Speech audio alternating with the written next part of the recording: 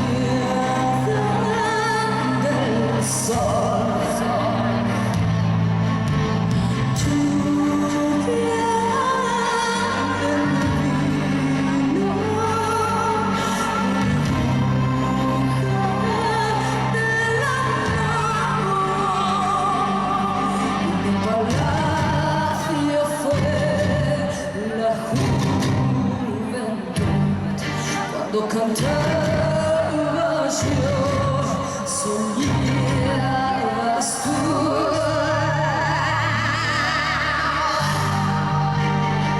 Tuve la gloria, tuve tu emoción, y me sentí querida, y mató la vida, luego de delirante.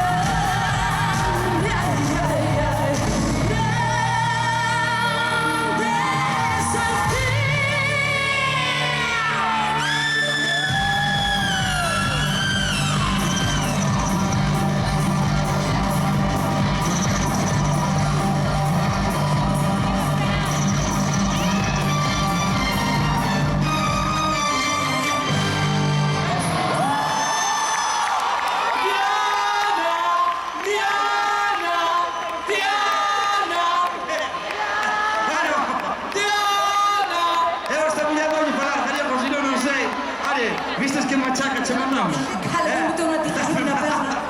Eso me Bueno, gracias por estar aquí. Gracias a Gracias por vos. los que nos gastes.